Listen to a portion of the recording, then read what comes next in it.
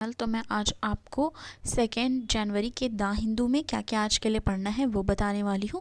चलिए देखते हैं। तो यहाँ पे एक देखो ये आया हुआ है, ये हमें एग्ज़ाम के लिए पढ़ना है। India's dilemma in an Asian century, ठीक है, ये पढ़ना है। और कल का मैंने नहीं प्रोवाइड किया था तो उसमें शॉर्ट नोट में 2 है इम्पॉर्टेंट, कल वाला मतलब 2 न्यूज़ है जो कि हमें पढ़ना था, तो मैं आज के शॉर्ट नोट के साथ वो भी उसको भी इंक्लूड करूँगी, ठीक है।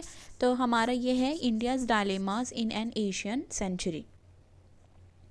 तो इसमें बात की जा रही है कि if 2022 was a momentous year for India and the rest of the world, 2023 is likely to further sharpen to geopolitical fault lines set in motion by the previous year।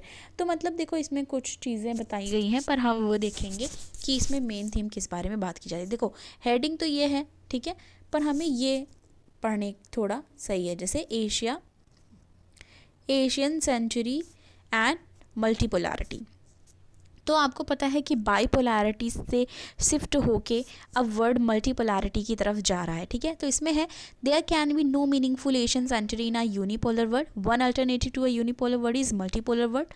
तो ये कहा जा रहा है कि अल्टरनेटिव क्या है यूनिपोलर वर्ड का, मल्टीपोलर वर्ड, जैसे रशिया, चाइना, जापान, इंडिया और अदर जो स्मॉल पावर असर्टिंग हैं वो क्या होंगे, एक ग्लोबल स्टेज पे एक मल्टीपोलैरिटी के रूप में वर्क करें, उसकी बात यहाँ पे करी जा रही है, ठीक है। इसमें देखो कुछ और बातें हैं। The other alternative is a China dominated Asia, here in lies the challenge for India. तो आपको पता है कि अगर चाइना डोमिनेट करेगी एशिया को तो ये चैलेंज होगा इंडिया के लिए। It is clear that a China dominated Asia won't serve India's geopolitical interest. और अगर चाइना डोमिनेट एशिया होगा तो इंडिया की जो भी जियो पॉलिटिकल इंटरेस्ट है वो फुलफिल नहीं होगी, ठीक है, एज ऑब्वियस है। Would a multipolar Asia be useful to Indian interest, no necessary either. A multipolar world Asia with the new and shifting alliance, formal informal secret. तो मतलब सारी चीज़ें बताई जा रही कि कौन कौन सी चीज़ें हैं। Stability of the current world, ठीक है, other where the power of the, तो मतलब सारी चीज़ें बोली जा रही कि मल्टीपोलैरिटी कैसे वर्क करा उसकी बात की जाए। इसमें है फॉर स्टेटस कोस्ट इंडिया, ठीक है, the rise of Asian century might turn out to be too steeped in harsh realpolitik for its comfort, ठीक है। तो ऑल अबाउट क्या बात की जा रही है, मल्टीपोलैरिटी की बात यहाँ पे की जा रही है। अब देखो यहाँ पे जो हमारा हेडिंग है उससे रिलेटेड यहाँ पे है दिल्लीज डायलेमा क्या है। New Delhi has consistently campaigned for multipolar world. तो हमेशा न्यू दिल्ली किस चीज़ के बारे में कैंपेन करता है, मल्टीपोलर वर्ड के बारे में। और वहाँ पे ये भी कहता है वेयर की Asian power have place at the high table of international politics, ठीक है। और हाई टेबल पे कौन होना चाहिए, एशिया के जो पावर्स है वो होनी चाहिए इंटरनेशनल पॉलिटिक्स में। Yes it's my hesitate to engage the emergent Asian century for various reason. For one, the Indian establishment has deeply status quistic view of the world order despite its frequent call for change, ठीक है। while his belief in a more democratic orderly and rule based order की यहाँ पे बात की जा रही है कि इस मल्टीपोलैरिटी में होना चाहिए। It recognises that major systemic changes could also be accompanied by chaos. New Delhi therefore lies slow like क्या लाइक करती है, लाइक जैसे sorry New Delhi therefore like slow, like क्या क्या चीज़ें, जैसे कि like slow, peaceful, consensual transformation of system. तो इन सब चीज़ों की बात न्यू दिल्ली यानी कि इंडिया की तरफ से करते हैं।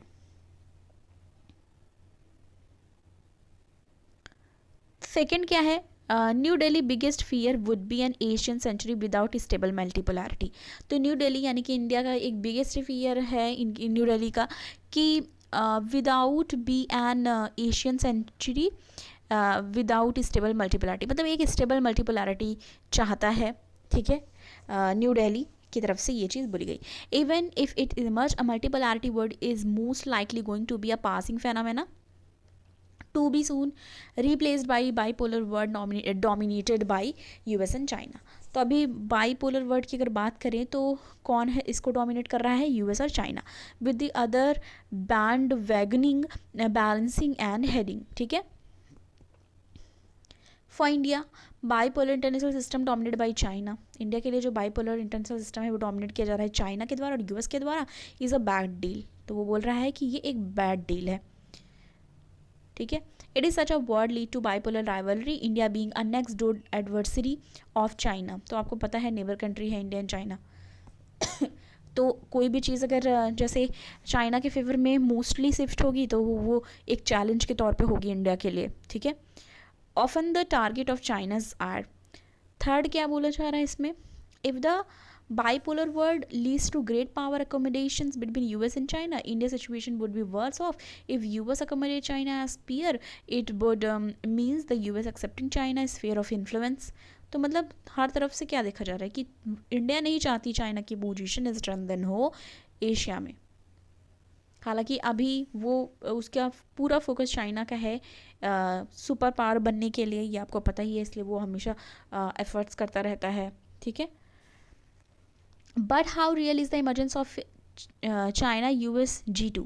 Look at this way, the more the Ukraine war goes on, the more the US West could attempt to choreograph a working relationship with each other, ठीक है।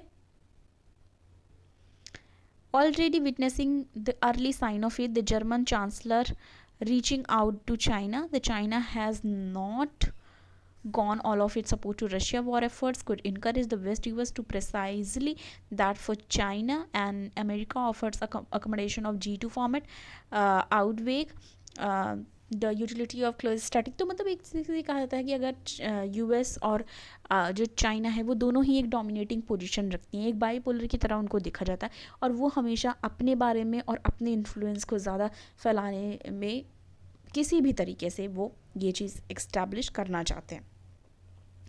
तो बस इसी के बारे में बात की गई है। तो बस आपको अगर पढ़ना होगा अलग से तो आपको क्या पढ़ना है, किस चीज़ के बारे में, मल्टीपोलैरिटी के बारे में पढ़ना, ठीक है।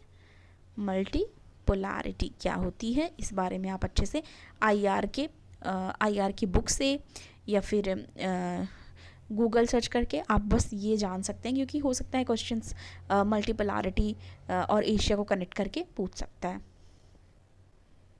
ठीक है। फिर हम नेक्स्ट देखेंगे हमें और कौन सा पढ़ना है, ठीक है। बैड लोन के बारे में यहाँ पे है, ये इंपॉर्टेंट है। Bad loan share a decadal low in Indian bank bad loan, ठीक है। बैड लोन होते हैं जैसे एनपीए होते हैं, नॉन परफॉर्मिंग एसेट्स, तो इसके रिलेटेड भी इकोनॉमी में है, ये इंपॉर्टेंट पूछ सकता है। Maintaining healthy balance sheet in first half of financial year 23, the loan write off as a ratio of GNPA है स्लाइटली इंक्रीज। तो मतलब ये बताया जा रहा है कि बैड लोन्स की प्रॉब्लम कितनी ज़्यादा बढ़ी हुई है, यहाँ पे फिगर भी शो किया गया है, ठीक है।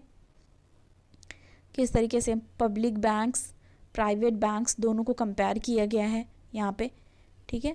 चार्ट्स देखो, ये बताया जा रहा है ना कि 5th चार्ट में क्या आ रहा है, चार्ट 6 में क्या बोला जा रहा है, ठीक है। ये सारी चीज़ें यहाँ पे बोली गई हैं, ओके।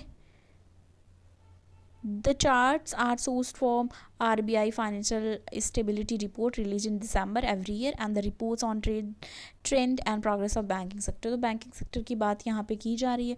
अब देखो यहाँ पे जो मैंने NPAs की बात की वो यहाँ पे देखो बात किया जा रहा है, इसमें है as noted before bank have to provision a part of profit depending on the value and year of NPA exist. तो बहुत ज़्यादा NPA एग्जिस्ट करता है, नॉन परफॉर्मिंग एसेट्स बहुत ज़्यादा ये प्रॉब्लम्स देखने को मिलती है जो कि बैड लोन्स क्रिएट करता है, ठीक है।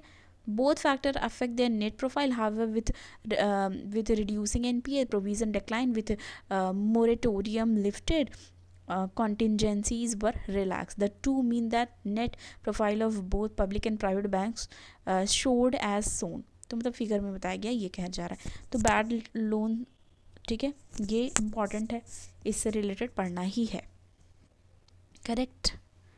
अब यहाँ पे एक फेनोमेना आया है, मतलब एक वर्ड आया है, एक चीज़ आई, देखो। In September net non performing asset ratio at 10 years low. तो क्या देखा गया, जो नेट नॉन परफॉर्मिंग एसेट है, ठीक है, उसको 10 ईयर्स लो देखा गया है यहाँ पे ये चीज़ बताई जा रही है, ठीक है। इसमें है NPA ratio is proportion of net non performing asset in net loan and advances. Bank have to set aside a part of their profit as a buffer for potential losses that may arise from the NPAs। तो मतलब ये दिखा रहा है कि किस तरीके से बैड लोन्स और एनपीएस की प्रॉब्लम बढ़ती जा रही है, जिससे बैंकिंग सेक्टर को बहुत ज़्यादा लॉस, बहुत ज़्यादा इश्यूज़ फेस करने पड़ते हैं। टेक्स्ट एंड कॉन्टेक्स्ट वाले हम पेज पे आ गए हैं। इस पे देखो आया है danger of D fakes. D fakes से रिलेटेड हमने ऑलरेडी डिस्कस किया है, उससे से रिलेटेड फिर यहाँ पे आए स्टोरी में देखेंगे। इसमें है disinformation and hacks have evolved from a mere annoyance to warfare that can create social discord, increase polarization, ठीक है, increase polarization and some case even influence the election outcome. Nation state actor with geopolitical aspiration, ideological believer, violent extremist and economically motivated enterprises can manipulate social media narrative with easy and unprecedented reach and scale. The disinformation threat has a new tool in the form of deepfakes. तो disinformation जो फैलाना होता है, ठीक है, उसी phenomena को कहा गया डी फेक, और इसकी प्रॉब्लम बहुत ज़्यादा देखने को मिल रही है, इसके लिए यहाँ पे बात की जा रही है। Deepfake are digital media. Deepfakes क्या होते हैं? एक digital media, video, audio, images जो एडिट करके मैनिपुलेट किया जाता है आर्टिफिशियल इंटेलिजेंस के द्वारा। मतलब आर्टिफिशियल इंटेलिजेंस को यूज़ करके, जैसे किसी का कोई वीडियो है, ठीक है, उसमें किसी और का फेस लगा दिया, ठीक है, ऑडियो है तो किसी का और ऑडियो है, फ़ोटोज़ ऐसे लगा दिया, ठीक है, इमेज क्या कर दिया कि उसको मतलब एक्सचेंज कर दिया, गंदी फ़ोटोज़ हैं उस पर किसी का चेहरा लगा दिया। तो एक तरीके से एडिट करके चीज़ें मैनिपुलेट करना, ठीक है, डिजिटल मीडिया के द्वारा, इसी को डीप फेक्स कहते हैं, ठीक है। It is basically hyper realistic digital falsification. तो ये भी आप लिख सकते हो, it is basically a hyper realistic digital falsification. तो ये तो उनके लिए है जो याद कर लेते हैं ईजिली, ठीक है, कि वो एज इट इज़ यहाँ पे लिख देंगे जा करके, अगर डीप फेक से रिलेटेड आया कि basically hyper realistic digital falsification. पर जो इस तरीके से नहीं याद कर पाते वो ये वाला यूज़ कर सकते हैं। ये देखो सबसे सिंपल है कि डीप फेक एक डिजिटल मीडिया होता है, जैसे वीडियो, ऑडियो और इमेजेस को एडिट करके मैनिपुलेट करते हैं आर्टिफिशियल इंटेलिजेंस को यूज़ करके। तो ये उनके लिए है जो रट नहीं पाते। All generated synthetic media or deepfake have clear benefits in certain area such as किस चीज़ में, ठीक है, ये जो AI है, सॉरी ऑल नहीं, AI मतलब artificial intelligence generated synthetic media और डीफेक जिसको कहा जाता है, हैव क्लियर बेनिफिट्स किस चीज़ में, सर्टेन एरियाज़ में, जैसे एक्सेसिबिलिटी में, एजुकेशंस में, फिल्म्स में, प्रोडक्शन में, क्रिमिनल फॉरेंसिक्स में एंड आर्टिस्टिक एक्सप्रेशंस में। ये लोग मतलब ये सारी चीज़ें क्या करते हैं, यूज़ करते हैं। Collaborative actions and collective techniques across legislative regulation platform policies technology countermeasure and media literacy approach are few of the ways in which deepfakes deepfakes, ठीक है, थ्रेट कैन बी मिटिगेटेड। तो मतलब किस तरीके से ये प्रॉब्लम बढ़ रही है और इसको क्या करने की ज़रूरत है, ध्यान देने की ज़रूरत है। हु आर द विक्टिम्स कौन है? फर्स्ट जो केस है मिलीशियस, जो इसका यूज़ हुआ है डी फेक का, वो डिटेक्ट हुआ पोर्नोग्राफी में, ठीक है। According to Sensidy.ai 96% deepfakes are pornographic videos, और 96% जो भी डी फेक्स हैं वो किस में है, पोर्नोग्राफिक वीडियोज़ में है। इसमें है with over 135 million views on pornographic website alone. 135 views जो हैं वो पोर्नोग्राफिक वेबसाइट पे देखे गए। D fakes pornographic exclusively target women, ये टारगेट करते हैं वुमेन्स को, ठीक है। Pornographic D fakes can threaten, intimidate and inflict psychological harm, ये साइकोलॉजिकली हार्म करता है, ठीक है। ये आपको पता है कि लोगों के माइंडसेट पे क्या असर होगा अगर कोई वुमेन है, उसकी फ़ोटोज़ वो वहाँ पे पोर्नोग्राफिक साइट पे यूज़ कर रहे हैं। तो it reduce women to sexual object causing emotion distress, obvious है कि इमोशन डिस्ट्रेस होगा, and in the some cases lead to financial loss and collateral consequence like job loss और ये सारी चीज़ें भी देखने को मिलती हैं। इमेज भी ख़राब होती है। Deepfake can depict a person is indulging in antisocial behaviors and saying vile things that they never did, even if the victim could debunk the fake via alibi or otherwise. That fix may come too late to remedy the initial harm, ठीक है। तो मतलब किस तरीके से ये चीज़ें effect करती हैं ये देखी जा रही हैं। और सबसे ज़्यादा यहाँ पे देखो बताया गया कि पोर्नोग्राफिक वीडियोस पे सबसे ज़्यादा इसका यूज़ किया जा रहा है, ठीक है। Deepfake can also cause short term and long term social harm. ये सारी चीज़ें तो हमको ऑलरेडी पता है, पर फिर भी हम ये पढ़ रहे हैं कि हाँ ये short term long term social harm करती हैं ऑलरेडी। मतलब इसमें ट्रस्ट, ट्रेडिशनल मीडिया, मतलब बहुत सारी चीज़ें जो होती हैं उन पे इफेक्ट पड़ता है, ठीक है। Such erosions can contribute to a culture of fluctuation, relativism, fraying the increasingly strain civil society fabric, ठीक है। तो बहुत सारी चीज़ें हैं जिन पे इम्पैक्ट पड़ता है, ये सारी चीज़ें यहाँ पे बताई गई हैं। इसमें है another concern from deepfake is liars dividend undesirable truth is dismiss as deepfake as fake news. Fake news के तौर पे बहुत सारी चीज़ें फैलाई जाती हैं। यूट्यूब पे तो आप मोस्टली देखोगे कि जैसे कुछ भी बहुत सारे ऐसे चैनल बनाए हैं लोगों ने, न्यूज़ वाले चैनल बनाए हुए हैं, और उसमें बहुत सारी चीज़ें ऐसे डालते हैं कि ये चीज़ें हो रही हैं, वो चीज़ें। और आप देखो होगे कि आपके घर पे जैसे पेरेंट्स होते हैं और भी लोग जो होते हैं जिनको नहीं पता होता कि यूट्यूब पे बहुत सारे फेक चैनल्स होते हैं, तो वो उसको सच मान लेते हैं।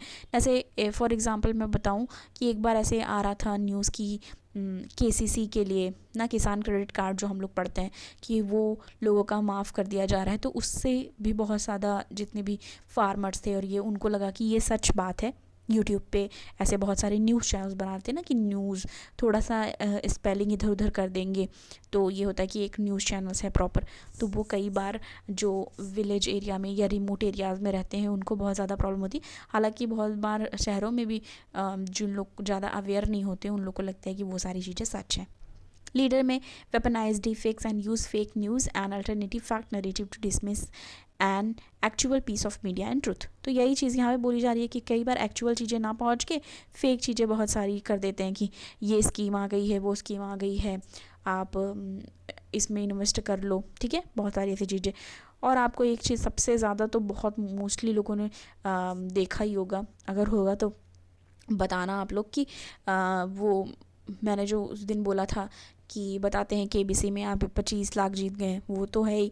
साथ ही साथ फेक न्यूज़ चैनल्स बनाए हुए हैं यूट्यूब पे, तो ये सारी चीज़ें भी चलती हैं, मतलब हो रही हैं, तो उन सबको भी देखना चाहिए। We also need meaningful regulations with collaborative discussion. तो कोलैबोरेटिव डिस्कशन होकर के इसका एक मीनिंगफुल रेगुलेट करने की ज़रूरत है, ठीक है। इसके रेगुलेशंस की ज़रूरत है विद द टेक्नोलॉजी का यूज़ करके, technology industry, civil society, policy makers to develop legislative solutions to disincentivising the creation and distribution of malicious deepfake. तो मतलब ये जो डीफेक है उसकी प्रॉब्लम को जो क्या करने की ज़रूरत है, सॉल्व करने की ज़रूरत है। तो ये हम शॉर्ट नोट में एक बार हमने ये ऑलरेडी पढ़ा था, तो आज फिर से इसके बारे में आया हुआ है, तो ये भी देख लेना। बैड लोन्स के बारे में आया, देखो फिर से वही जो हमने अभी डिस्कस किया था, पर इसमें देखो कुछ चीज़ें अच्छी बताई गई होंगी, तो हम ये देखेंगे। Has India tided over the problem of bad loans, ठीक है। तो हम देखेंगे कि क्या इसमें बात की जा रही है, समरी में देखेंगे। A bad loan is that which has not been serviced for a certain period. Servicing a loan is a paying back for the interest and a small part of the principal. तो इसको as a definition हम use कर लेंगे कि bad loan क्या होता है, that which has not been serviced, ठीक है, फॉर सर्टन पीरियड, ठीक है। और इसमें है servicing a loan is paying back to interest and small part of the principal. तो ये इम्पॉर्टेंट ये हो गया, ठीक है। इसको हम इंट्रो में भी यूज़ कर सकते हैं, अगर हमारा बैड लोन से रिलेटेड आया तो हम इंट्रो में ये पार्ट को यूज़ कर सकते हैं। इसमें Rajya Sabha was told that loan written off by schedule commercial bank during the last 5 financial year totally 10.1 lakh crore, significantly only 1.32 lakh crore has been recovered. मतलब रिकवर नहीं हो पाते हैं, जैसे 10.1 लाख करोड़ है तो सिग्निफिकेंटली ओनली 1.32 लाख ही वो कवर कर पाते हैं, ये चीज़ वो बोल रहे हैं। Finance minister said with the government strategy of recognition, resolution, recapitalisation and reforms, NPA had decline to 5.9% by March 2022। तो उन्होंने बोला कि बहुत सारी चीज़ों को स्ट्रैटेजी और ये सारी चीज़ें ला करके जो एनपीएज हैं यानी कि नॉन परफॉर्मिंग एसेट्स हैं उनको डिक्लाइन किया जा चुका है, मतलब कम किया गया है पहले से। कितना, बहुत ही कम में किया गया है, फिर भी चलो 5.9% किया गया है मार्च 2022 तक, ठीक है। तो ये सारी चीज़ें हैं कि बैड लोन्स क्या है, वही देखो वहाँ पे जो है ये सारे अच्छे से एक्सप्लेन किए गए हैं। अब यहाँ पे आया है एक नेक्स्ट है, आपको पता ही है नरेगा के बारे में, national rural employment guarantee act, ठीक है, एमजी नरेगा, फिर उसको बोलते थे Mahatma Gandhi national rural employment guarantee act, ठीक है। तो इसमें है the advent of absolute chaos in NREGA under the guise of transparency, ठीक है। तो इसमें देख लेते हैं क्या बोला जा रहा है। इसमें है digitally capturing the attendance of worker employed under the, attendance की बात चल रही है, वर्कर एम्प्लॉयड जो हैं, ठीक है, कहाँ पे, Mahatma Gandhi national rural employment guarantee scheme में, has been made universal by centre by January 1, 2023। तो डिजिटली कैप्चरिंग द अटेंडेंस मतलब अब डिजिटली उनके अटेंडेंस लिए जाएंगे, ये कर दिया जाएगा, मतलब कर दिया गया होगा अब तो जनवरी 1 से। The union government arguing for transparency and accountability in May 2021 had started a pilot project. तो मतलब एक पायलट प्रोजेक्ट स्टार्ट किया कैप्चर करने के लिए अटेंडेंस वाया मोबाइल एप्लीकेशंस, ठीक है, मोबाइल एप्लीकेशन के थ्रू अटेंडेंस लेना, उनके कैप्चर करना, जो भी लोग वहाँ पे काम करते हैं, ठीक है, एमजी नरेगाज में। चक्रधर बुद्धा एंड लावण्या तमांग डिस्कस, तो मतलब ये दो लोगों ने ये सारी चीज़ें डिस्कस की है। अब इसमें क्या है, कुछ चीज़ें हैं। इन May 2021 ministry of rural development, तो मिनिस्ट्री ऑफ रूरल डेवलपमेंट ने मई 2021 में लॉन्च किया, क्या लॉन्च किया, लॉन्च किया national mobile monitoring software NMMS app, एक ऐप लॉन्च किया न्यू एप्लीकेशन के साथ, जिसमें है improving citizen oversight and increasing transparency. क्या था, इसको क्या किया, इम्प्रूव करने के लिए सिटीजन के ओवरसाइट एंड इंक्रीजिंग ट्रांसपेरेंसी, मतलब ट्रांसपेरेंसी को बढ़ाने के लिए। In national rural employment guarantee act work it is, मतलब वहाँ पे बढ़ाने के लिए ट्रांसपेरेंसी और ये सब यहाँ पे, तो इसके लिए किया। It is to be deployed by NREGA mate, जो नरेगा मेट यानी कि जो वहाँ पे काम करते हैं, लोकल वुमेंस पंचायत लेवल पे, और क्या, who are selected and trained to monitor NREGA worksheet. तो उनको ट्रेन किया गया और मॉनिटर किया गया कि कैसे वो जो नरेगा की वर्कशीट है, सॉरी वर्क साइट है, नॉट सीट, वर्क साइट है, उस पर वो काम करेंगे, ठीक है। The main feature of the app is real time photograph. तो अब मेन फीचर्स क्या हैं, ये देखो मेन फीचर्स क्या हैं। मेन फीचर में है फोटोग्राफ, जियो टैग्ड अटेंडेंस सारे वर्कर्स का, to be taken once in each half of the day, तो इनका लेना है, ठीक है, वर्कर्स का जियो टैग्ड अटेंडेंस होगी उनकी। We spoke to men NREGA workers and activist across multiple state to understand their experience of the app. तो उन लोग, ये जो दो लोग के बारे में बात हो रही है ना, कि चक्रधर और लावण्या जी, तो वो लोग ये सारी चीज़ों को उन्होंने डिस्कस किया है, ठीक है। तो ये देखो, Priya Devi from Rajasthan finished her NREGA work by 9 AM and then set up a stall in a local hut to sell the produce she grows in her kitchen garden. Since the introduction of NMMS app, she either need to be present at the work site all the day or travel twice to make her attendance. समझे, मतलब कि या तो वो पूरा दिन present रहे, need to present, she either मतलब या तो वो प्रेजेंट रहे वर्क साइट पे ऑल डे, और या तो ट्रेवल कर सकती हैं ट्वाइस टू मार्क हर अटेंडेंस की, मतलब 2 बार जाके वो अपना अटेंडेंस मार्क कर सकती हैं। तो ये सारी चीज़ें फॉर मतलब एग्जांपल के बेसिस पे बनाया गया है। एरर इन पायलट प्रोसेस क्या है, the app has been launch on a pilot basis last year with state using it voluntarily. Official and activist confirm this applications error has been evident throughout the pilot process. However, there is no information available publicly about the error found and measure can take an address on them. तो मतलब बोला जा रहा है कि जो भी चीज़ें थी, जो भी एरर्स, वो सारी चीज़ें सही करने की भी बात हुई यहाँ पे। तो मतलब ये है चीज़ें कि किस तरीके से, और यहाँ से यहाँ तक हमारा एक ज़्यादा इम्पॉर्टेंट था, ठीक है, तो वो हमने अच्छे से देख लिया है। ओके, फिर हम और देखेंगे, और हमें क्या पढ़ना है इसमें है India and Austria to sign migration and mobility agreement shore up ties. तो इंडिया और ऑस्ट्रेलिया ने साइन किया है माइग्रेशन एंड मोबिलिटी एग्रीमेंट, ठीक है, to sign, sorry not signed yet, ठीक है। Close on the heels of similar mobility agreement with the France ऐसे ही सेम एग्रीमेंट हमारा किसके साथ, फ्रांस के साथ, यूएस के साथ, जर्मनी के साथ। इंडिया विल साइन है मतलब करेगी, अभी किया नहीं है, ठीक है। Will sign a comprehensive migration and mobility partnership agreement किसके साथ, ऑस्ट्रिया के साथ, नॉट ऑस्ट्रेलिया, ऑस्ट्रिया के साथ साइन करेगी। Monday during external affair minister S Jaishankar visit to Vienna, तो वियना वो विजिट करेंगे। While India has been keen to finalise this agreement with European countries as stepping one of the resolves issue on the long pending India European union, long pending है ये free agreement and facility, मतलब ये सारी चीज़ें अभी होंगी तो और भी इसके बारे में आएगा, तो हम वहाँ पे डिस्कस करेंगे, ठीक है। तो ये था हमारा सारी चीज़ें जो हमको पढ़नी थी। Thank you so much.